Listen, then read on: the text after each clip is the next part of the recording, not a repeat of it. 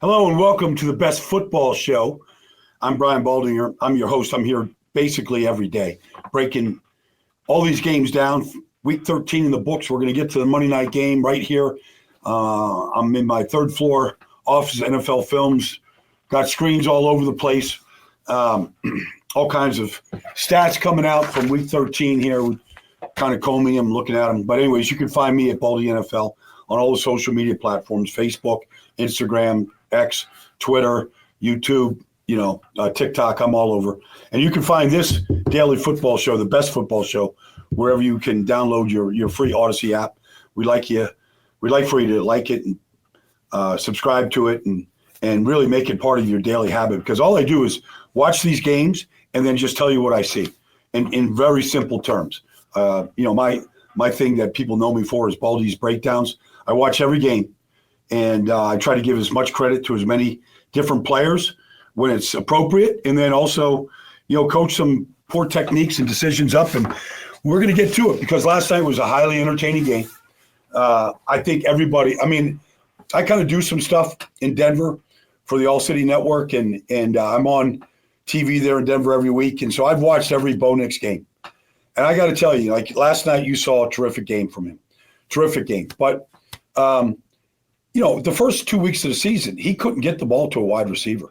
Like there was no chemistry, timing, inaccuracy. You wondered, like, what's he going to become? Now it's bombs away. 93 yards, Marvin Mims reads the inverted cover 2 coverage, beats Denzel Ward with a throw. You're watching one throw after another to Cortland Sutton, stick throws. It's something to see. It's really something. It's a credit when you get a really great coach in Sean Payton, a really great student with talent in Bo Nix, and then you just maximize everything around him. You see Jaleel McLaughlin yesterday really take a stranglehold on the running back position, have his best game as a pro, straight out of Youngstown State.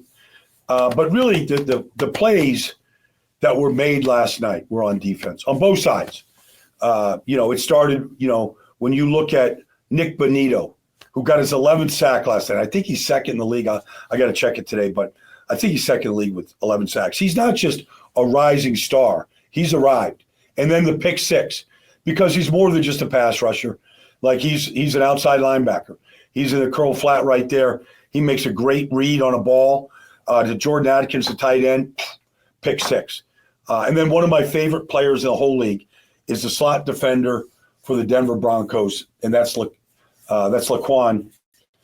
Laquan is McMillan, and he's an unbelievable player. Has been, undrafted player, free agent last year, nailed down the slot corner position. Gets a pick 6, his second interception. Last year he was a takeaway machine. He's part of the secondary. They played without Riley Moss last night, and that's a big loss. Levi Wallace, they kind of went after him and some other guys.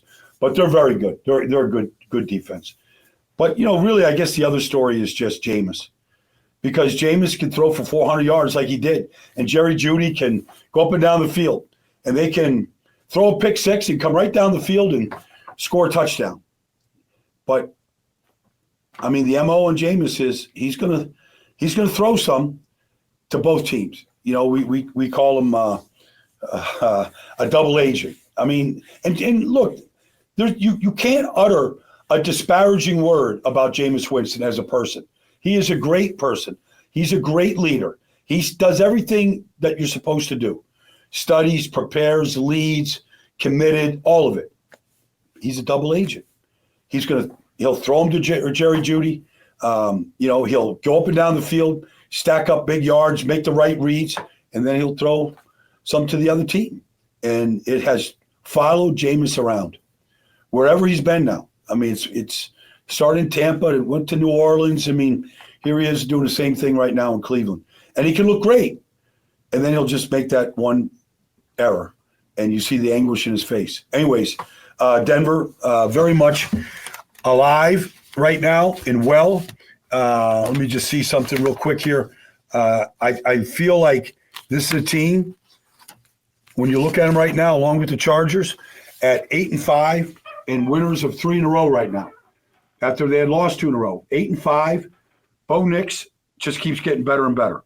It's up to 17 touchdown passes on the season. They play. Let's see. They've got Indianapolis at home after a bye week, so they got a bye. Then they get Indy. So, they're ready for their stretch run right now. Their last 4 games. Let's get to Aaron Rodgers.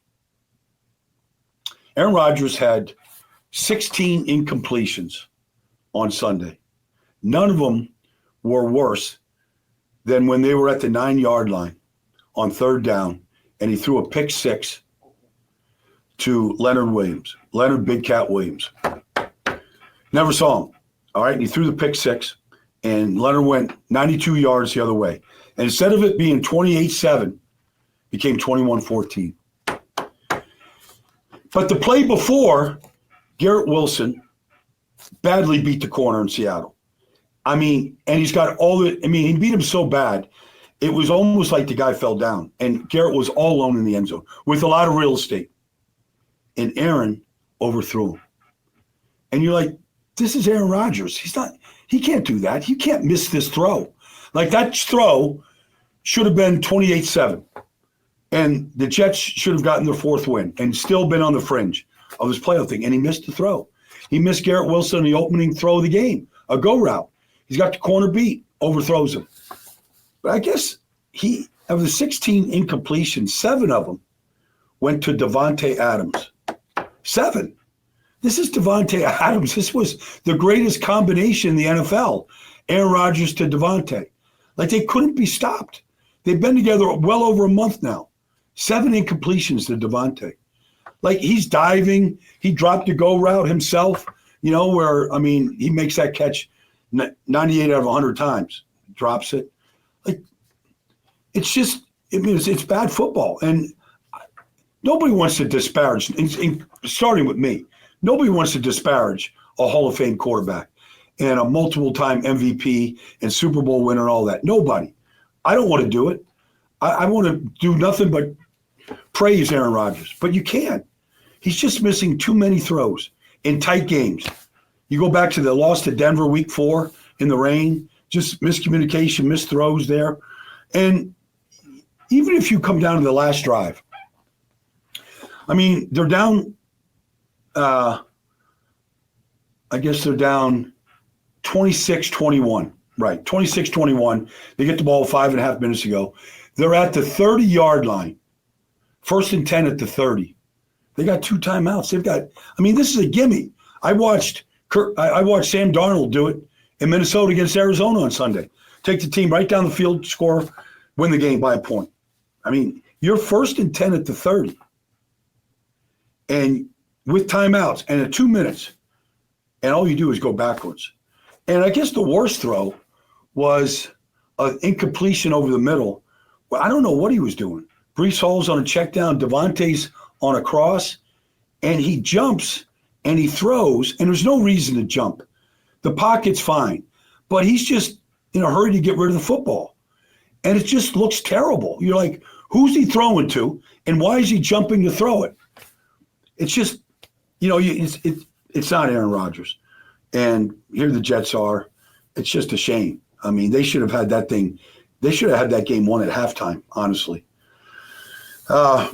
Let's go to the Chargers, because the Chargers, for much of the season, have been the best defensive football. Now, last week against the Ravens, they ran the ball for 211 yards, and they got eaten up. But last week, against Atlanta, 4 interceptions, a pick 6, an interception to finish the game out. And you look at this Chargers defense, and you go, okay, they've been starting 2 rookie corners. I've talked about it on this show. Tarheeb Still, okay, along with Cam Hart. Now, Cam Hart didn't play on Sunday, so Tarheeb Still, the 5th-round pick out of Maryland, has been their slot defender. And they've lined up basically with Christian Fulton, Cam Hart, a rookie, 5th-round pick, and Tarheeb Still. Now, Hart goes out, so they get the backup in, and Tarheeb goes outside. He plays outside. He gets 2 interceptions. He picked Kirk Cousins clean on a play where, he's carrying the number 1 vertically. But he sees Drake London coming into the hole, and that's where Cousins going. He puts his foot in the ground, he stops and comes back, makes the pick. And then the big play, of course, was 3rd and 5, and Atlanta's looking to play. They're in a bunch formation. They're going to throw to Darnell Mooney coming off the bunch from the inside out. He's going to the sticks, and Tariq's just sitting, cluing the quarterback, cluing Kirk Cousins. Here's this rookie, 5th-round pick, just cluing Kirk Cousins. And he picks him clean, and he takes it to the house. And it was the difference in the game. And then at the very end, Derwin James, got himself an interception. By the way, Kirk Cousins threw an end. I don't even know what he was doing. Like, they're in the red zone. He steps up and climbs the pocket to get away from Bosa and Mack, and he throws this floater in the end zone to Drake London. He never had a chance. I don't know where he was throwing it. Terrible red zone interception. Took points off the board. Could have been a 17-16 game if you just threw an incompletion there, and who knows. Maybe you don't have to score a touchdown to win a game. You kick a field goal to win. Which leads me to Atlanta right now. And I'm doing this game this weekend in Minnesota. Second week in a row I'm going up there. And Atlanta and Kirk Cousins are coming to Minnesota. Now, when the schedule came out, they're like, Kirk Cousins going back to Minnesota. Primetime game. 2 teams competing for division titles, right? I mean, who knows? Maybe Minnesota's tied for first depending on what happens Thursday night in Green Bay between Detroit and Green Bay. So Minnesota will know. I mean, they're 10-2. They'll see. Maybe Detroit is 11-2 after Thursday. Who knows? Doesn't matter. But here's Kirk Cousins coming to Minnesota, coming back home, where he had so much success, and they decide not to sign him, and they go with Sam Darnold and draft, a quarterback. And I'm saying to myself, can you really start Kirk Cousins in this game? I mean, I know you have to. It's his homecoming. He probably still has his home there, right? We watched the Netflix special. But they've lost 3 in a row. They've scored 36 points in these 3-game losing streak. They had the division sewed up. He's thrown 0 touchdowns and 6 interceptions in these 3 games. He's been awful, and he's costing them games. And I'm thinking to myself, Michael Penix is sitting there, and this guy's a bundle of talent. And if you look at Drake May, you look at Caleb, especially since Thomas Brown's taken over, you look at Bo Nix, you look at Jaden Daniels, all these rookie quarterbacks are having success. And you go, is this the time to put Michael Penix Jr. into the lineup? You're 6-6. You've got 5 games to play. Is this the right? I mean, Arthur Blank wants to win this division, go to the playoffs. Like, they lost at home. There's nobody in the stands. I mean, it's terrible. He's not doing what the contract says he's supposed to do right now. And I'm just thinking to myself, if I'm Atlanta right now and I'm trying to win this division, do I stay with Kirk Cousins this week, or do I go to Michael Penix Jr.? I know Michael Penix Jr. I think he's going to be a phenomenal prospect. Now, he hasn't played, and, you got to deal with that. Anyways, the other team that got to 6-6 this weekend is the LA Rams. And, it's interesting because they've struggled mightily. They struggled against New Orleans. It was a dogfight. It was 14-14. But what the Rams did was they got to the red zone 3 times. All right, Kyron Williams, the first time they got down there, they didn't score in the first half. Like, it's 6-0. They're shut out. They're in the third quarter. Kyron Williams runs it in from the 4. That's always the teams, especially if you're in the low red zone, meaning you're inside the 10. You're in the low red zone. I mean, you want to try to run it first. Less chances of turnovers, bad things happening. But Kyron runs for his 11th rushing touchdown. He's a hell of a player. Second one, they're in a twin set to the wide side of the field, and they run basically, just a man beater with Demarcus Robinson just getting leverage on the corner off play action, and Stafford hits him for probably like a 4-yard touchdown. That's their second. And then the go-ahead touchdown was to Puka Nacua, and they had a twin set on the wide side, and they kind of dragged Nacua across the formation, and just literally Stafford catches the ball from the center, Bo Limmer, and just flips a double play out to Nacua, and he picks up 2 blocks from the tight end and from Cooper Kupp. and he takes it into the end zone. And they had 3 red zone chances, and they scored in all 3, and it was the difference in the game. And the Rams get to 6-6. So in that division right now, you've got Seattle at 7-5. You've got Arizona at 6-6, and the Rams at 6-6, and the 49ers at 5-7. And Seattle goes to Arizona this weekend. So maybe Seattle just pulls away and goes 8-5, wins their 4th in a row, and take control of the division. Or if they lose to Arizona, then they're all 7-6, and we'll see what the Rams do, what the 49ers do. By ways, I mean, Seattle could really take control of the division, but the Rams kept themselves alive with those red zone touchdowns. And not everybody can go 3 for 3 in the red zone in this league. It seems like it's about the hardest thing to do right now. So that's been it for this football show. Thanks for joining me. I look forward to talking to you all tomorrow. Still got 3 or 4 more games to study and get through here, and I hope to talk about that with you tomorrow. Thanks for joining me. This has been the Best Football Show.